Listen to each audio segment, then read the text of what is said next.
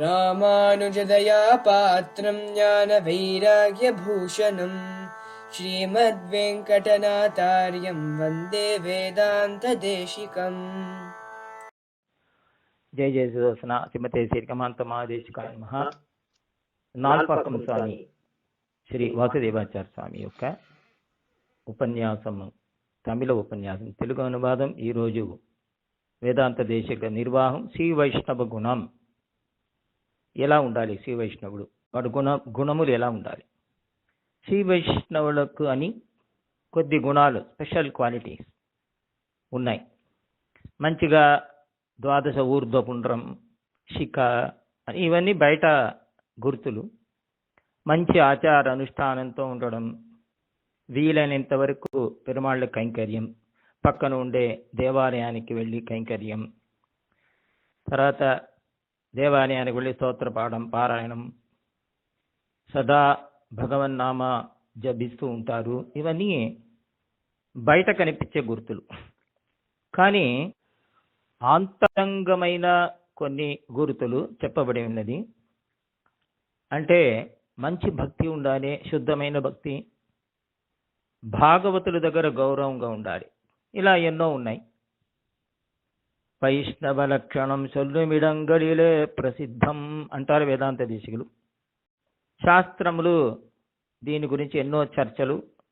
మహాభారతంలో వైష్ణవ ధర్మ పర్వం అని విడిగానే ఒక పర్వం ఉన్నది, ఒక పర్వ. అక్కడ నుంచి కూడా వైష్ణవ లక్షణం, వైష్ణవుడు ఎలా ఉండాలి అని చెప్పబడి ఉన్నది. వేదాంత దేశికులు అంటున్నారు, వృక్షాక్షరాణి శృణ్వన్ వై సదా భాగవతైరితాన్ ప్రణామపూర్వకం క్షాంత్యా యో భజేత్ వైష్ణవస్తు సహా. వైష్ణవుకి మంచి గుణాలు ఉండాలి. ఎవరిని ద్వేషించకూడదు. ముఖ్యంగా అద్వేష్ట సర్వభూతానాం మైత్ర కరుణయేవచ నిర్మమో నిరహంకార సబదుఃఖ సుఖ అనేట్టు భగవద్గీతలో అంటున్నాడు కృష్ణుడు. అది మాత్రం కాదు, అలా ఉండేవాడు యో మద్భక్త సమే ప్రియ, చాలా ప్రియమైన వాడు అటువంటి వైష్ణవుడు. పరిభవాన్ని అంటే అవమానాన్ని సహించేవాడు, స్వీకరించేవాడు. సహించడం కాదు, స్వీకరించాలి. ఎవరైనా మన గురించి ఏదో తప్పు చెప్తే, ఏదో ఒక దోషాన్ని ఆరోపిస్తే మనం వెంటనే పొంగుతూ నేను అటువంటి వాడిని కాదు, నేను ఆ తప్పు చెయ్యలేదు అని స్థాపించడానికి ఎన్నో తర్కాలు చేసి పోట్లాడతాం. కానీ వైష్ణవుడు ఇవన్నీ చేయకూడదంటుంది శాస్త్రం. అయితే లేని దోషాన్ని మన దగ్గర చెప్తే అడిగేనని ఎందుకంటే ఉండాలి, సమాధానం ఎందుకు ఉండాలి? ఇది వైష్ణవ లక్షణమా? ఇలా ఎందుకు నోరు మూసుకొని కూర్చాలి అని అంటూ ఉంటాం. ఈ రోజులు అలాగే ఉన్నది. కానీ శాస్త్రం అంటుంది అదే వైష్ణవ లక్షణం అని. దీనికి ఒక మంచి కథ, ఎన్నో పురాణాలు ఉన్నాయి. అన్నికి విశిష్ట భాగవతంలో కూడా ఉన్నది. భృగు మహర్షి, ఆయనతో పాటు ఎన్నో మహర్షులు, లక్షలాది మహర్షులు కూర్చొని ఒక యాగం చేశారు. ఎవరి గురించి యాగం చేయాలి ముందు చర్చ. ఏ దైవాన్ని గురించి, ఎవరికి హవిస్సు ఇవ్వాలి, ఎవరికి పూర్ణాహుతి, ఎవరు గొప్ప దైవం అని ముందు కనిపెట్టాలి కదా అని ఆలోచించి దాని కొరకు భృగుని పంపించారట. భృగుని హెడ్గా వాళ్ళు ఎన్నుకొని మీరెళ్ళు కనుక్కోండి అన్నారంట. వారు మొట్టమొదటిగా సత్యలోకానికి వెళ్ళారు బ్రహ్మాని చూడాలని. బ్రహ్మ వీరిని గమనించడం లేదు, అలక్ష్యం చేశారు. సరస్సుతో మాట్లాడుతూ ఉండగా వీరికి కోపం వచ్చినది. భృగు అనేవారు సాధారణ మనిషి కాదు, మహాతపస్వి. అందుకే లక్షలాది మహర్షులు వీరిని మా నాయకుడు అని ఎన్నుకున్నారు కదా. అయితే కోపం వచ్చి బ్రహ్మకు శాపమిచ్చారు, నీకు భూలోకంలో పూజ లేదు, పూజ ఉండదు. తర్వాత కైలాసానికి వెళ్ళారు. శివుడు కూడా అలక్ష్యం చేశాడు, పార్వతితో మాట్లాడుతూ ఉండగా భృగుకు కోపం ఇచ్చినది, మీకు భూలోకంలో పూజ ఉండదు, లింగ పూజనే జరుగుతుందని శాపం ఇచ్చారు. తర్వాత పాలకడికి వెళ్ళారు. పాలకడిలో పెరుమాళ్ళని చూశారు. పెరుమాళ్ళు కూడా వీరిని లక్ష్యం చేయలేదు, లక్ష్మితో మాట్లాడుతూ ఉండగా వీరు కోపం వచ్చి పెరుమాళ్ళు ఈసారి శాపం లేదు, పెరుమాళ్ళు వక్షస్థలంలో కాళ్ళుతో తన్నారు. వెంటనే భగవంతుడు లేచి అయ్యో క్షమించాలండి, ఎంత పాపం చేశాను, ఎంత అపచారమని భృగుని పాదాలని పట్టుకొని క్షమాపణ కోరుకున్నారట. అయ్యో నాది కఠినమైన వక్షస్థలంలో మీ పాదాలు తాకినదే, ఎంత నొప్పి పడుతుందో మీకు అని ఆ పాదాలని పట్టుకొని దానికి సేవ చేశారట. దయచేసి క్షమించండి, నేను చేసినది అపరాధమే అన్నారట. అప్పుడు భృగుమహర్షి అన్నారట, వీరే సాత్వికమైనది. సాత్వికులందరూ భగవంతుడు నారాయణనే సేవించాలి అని తీర్మానించి దాన్నే ప్రకటించారు. తర్వాత తిరిగి వచ్చే నారాయణ పరత్వమే అని యజ్ఞాన్ని చేసి పూర్తి చేశారు అని చరిత్రం. ఎన్నో పురాణాలు చరిత్రం ఉన్నది. దీన్నే వేదాంత దేశికులు ఇక్కడ చూపిస్తున్నారు. కానీ ఇక్కడ సందేహం, పరమాత్మమైన పెరుమాళ్ళు జీవాత్మమైన భృగు దగ్గర ఎందుకండి క్షమాపణ కోరుకోవాలి? నిజంగా భృగు చేసిన తప్పు ఒక జీవాత్మ పరమాత్మని తనడం ఏమిటి?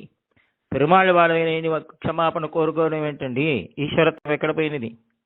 దానికి పెరుమాళే ఉత్తరం ఇస్తున్నారు, నారాయణుడే ఉత్తరం ఇస్తున్నారు. దాన్ని వేదాంత దేశికులు ఇలా దాన్ని ప్రమాణంగా స్వీకరించారు. గ్రంథం శతం తం పరుషం వదంతం యో బ్రహ్మాణం న ప్రణమేత్యతాహం సపాపకృత్ బ్రహ్మదవగ్నిదగ్ధః వద్యశ్చ దండ్యశ్చ నచస్మదీయః. అంటే నేను ఏది చేస్తున్నానో దాన్ని చూసి అలాగే అనుష్ఠించేవాడే నా భక్తుడు. నా భక్తులు కూడా అలాగే చేయాలి. నేను ఎలా వ్యవహరిస్తున్నానో అలాగే నా భక్తులు కూడా వ్యవహరించాలి. నా భక్తులు అయ్యో మా పెరుమాడు ఇలాగే నడుచుకున్నాడు కాబట్టి మేము ఇలాగే ఉంటాము అని ఉంటారు. కావున అనుష్ఠానం వాళ్ళు నన్ను చూసి చేయాలి కదా. అందరు కూడా భాగవతులని గౌరవంతో చూడాలి. గ్రంథం శపంతం పరుషం వదంతం. ఒకరు మనల్ని కొట్టుతున్నారు అనుకుంటాం, కొట్టారనుకుంటాం. అప్పుడు మనం శాపం ఇవ్వకూడదు.